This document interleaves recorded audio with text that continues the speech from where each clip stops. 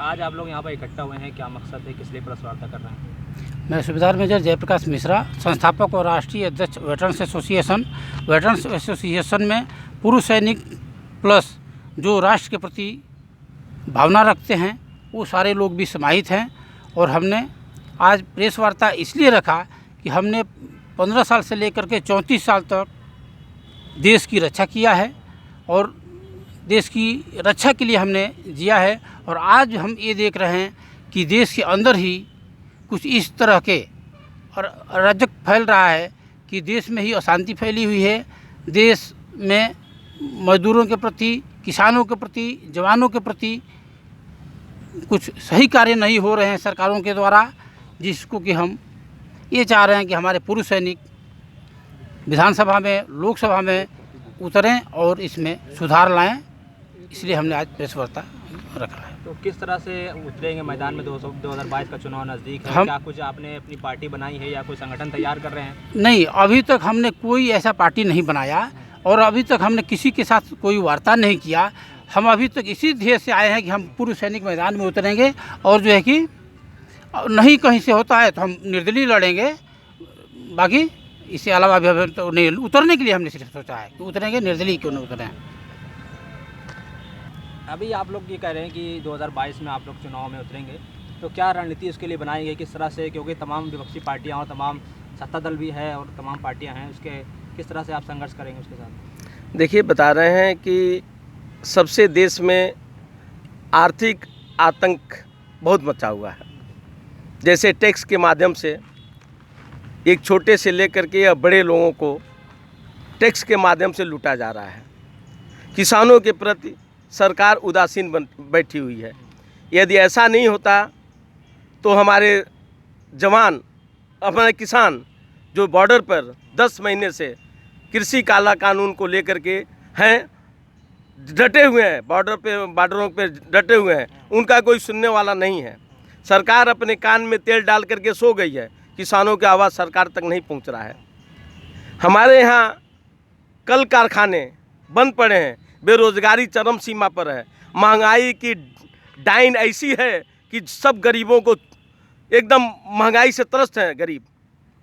कल कारखाने बंद है। मैं जनपद कुशीनगर का रहने वाला हूँ, वहाँ की 5 चीनी मिल बंद है और जिस जगह से मैं हूँ गन्ना बाहुल क्षेत्र है। जब गन्ना का मात्रा कम होता था तो 10 चीनी मिलें चलती थी। आज गन्ने का पैदावार ज़्यादा हो गया है तो वहाँ 5 चीनी मिलें बंद हैं। लक्ष्मीगंज बंद चीनी, जनपद कुशीनगर की लक्ष्मीगंज बंद चीनी मिल को चलवाने के लिए मैं 2017 से लगातार संघर्ष कर रहा हूँ, लेकिन प्रदेश की योगी सरकार मौन धारण किए हुए है। किसानों से उनको कुछ लेना देना नहीं है। हाँ, जब लेना देना है, जब वोट का समय आता है। 4.5 साल में उन्होंने मात्र 25 रुपये गन्ने का रेट बढ़ाया है। क्यों? विधानसभा चुनाव सर पर है। 4.5 साल उन्होंने क्या किया किसानों के लिए? मैं माननीय योगी जी से पूछना चाहते हैं, किसानों के लिए उन्होंने क्या किया? बंद चीनी मिल लक्ष्मीगंज बंद है, उसके अलावा रामकोला, खेतान, पडौना, कटकुइयाँ, छितौनी बंद पड़ी हुई हैं। क्यों नहीं चलवा रहे हैं भाई? जब गन्ना बाहुल क्षेत्र है तो चीनी मिलें चलनी चाहिए। चीनी मिलें चलेगा तो किसान खुशहाल होगा। यदि किसान खुशहाल होता, बेरोजगारों को रोजगार मिलेगा। तो मैं माननीय योगी जी से कहना चाहते हैं, मान्यवर, किसान के हित की तो आप बहुत बात करते हो, लेकिन बंद चीनी मिल तो चलवाओ, उससे कई फायदे होंगे। किसान के फायदे होंगे। लक्ष्मीगंज जो बाजार क्षेत्र है वो वीरान हो चुका है। कुशीनगर के पटल से दिन प्रतिदिन वो मिटता जा रहा है। लक्ष्मीगंज चीनी मिल चल जाएगा तो ये जूता सीने वाला जो मोची होता है उससे लेकर के बड़े व्यापारी तक सबको फायदा होगा। मुर्गी फार्म कर लो, तो आप जब रोजगार नहीं दोगे तो कैसे करेगा आदमी? मिल दे दोगे तो वहाँ जनता खुशहाल हो जाएगी, जनता भी खुशहाल हो जाएगी, किसान खुशहाल हो जाएगा, बेरोजगारों को, नौजवानों को रोजगार मुहैया हो जाएगा, जो भी 400 रुपये पर डे कमाएंगे। मैं राघवेंद्र सिंह, प्रदेश अध्यक्ष वेटरन्स एसोसिएशन उत्तर प्रदेश। मेरा आज प्रेस कॉन्फ्रेंस बुलाने का मेन मकसद ये था कि हमारा आज हम आप सब लोग इस समाज में रह कर के देख रहे हैं कि हमारा देश इतना अस्थिर हो रहा है। हर मोड़ पर देखिए कोई ना कोई अराजकता है, चाहे सैनिकों के साथ में हो, चाहे किसानों के साथ में, चाहे नौजवानों के साथ में हो। हमारा आज मेन उद्देश्य है ये कि सबसे पहले हमने तो इस गवर्नमेंट से, इस सरकार से काफ़ी अनुनय विनय भी कर लिया, पत्राचार भी कर लिया, सारे सक्षम अधिकारी नेताओं से मुलाकात भी कर ली, लेकिन कोई ऐसा तवज्जो नहीं मिला कि हमारे सैनिकों के प्रति या हमारे किसानों के प्रति, नौजवानों के प्रति कोई ऐसा संभावित योजना या संभावित कोई कदम उठाने के लिए कहा हो जिस पर कि उनके उज्जवल भविष्य का एक निर्माण हो।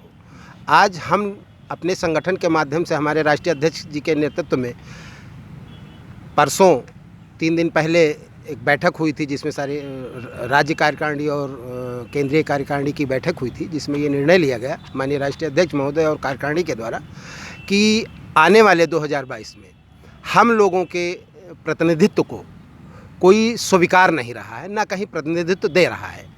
और इसी क्रम में हम लोगों ने ये फैसला किया कि 2022 में हम उत्तर प्रदेश में 4,65,000 हमारे पूर्व सैनिक और वीर नारियाँ हैं। पूरे भारतवर्ष में हमारे पास आज की डेट में 35,56,000 पूर्व सैनिक और वीर नारियाँ हैं। वीर नारियाँ जो विडोज़ होती हैं उनको वीर नारियों से संबोधन होता है। हम लोगों ने ये फैसला किया है कि हमारी कार्यकारिणी जो केंद्रीय कार्यकारिणी उसने फैसला किया है कि 2022 में ज़्यादा से ज़्यादा सीटों पर हमारे पूर्व सैनिक उतरेंगे और उसका एक मोटो होगा कि हम हर घर फौजी होगा। एक ये निर्दलीय उतरेंगे किसी दल के साथ? हम अभी इसमें हैं कि ये भी बात हमारी 1-2 लोगों से हुई है जिसको अभी हम ओपन नहीं करना चाहेंगे कि आगे क्या रणनीति जो तय होती है।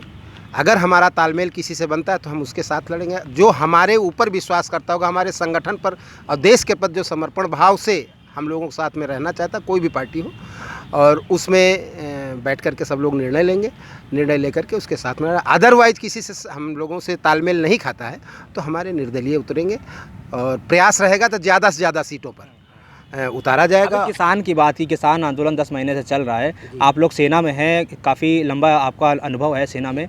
क्या लगता है अगर केंद्र सरकार सेना से ये कहेगी कि किसानों पर गोली चला दो तो सैनिक जो है क्या जवाब होगा उनका? क्या आपको लगता है क्या सैनिक अपने देश के नागरिकों पर ऐसा कर सकते हैं? नहीं, ऐसा कुछ नहीं। ऐसा तो तालिबानी हुकूमत हो जाएगी फिर अगर ऐसा होता है तो।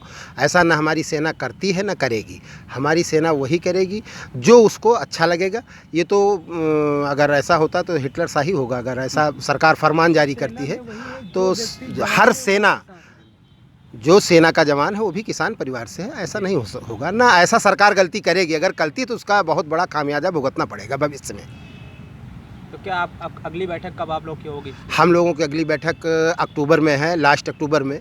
आपको समय से अवगत करा दिया जाएगा आप सभी पत्रकार बंधुओं को।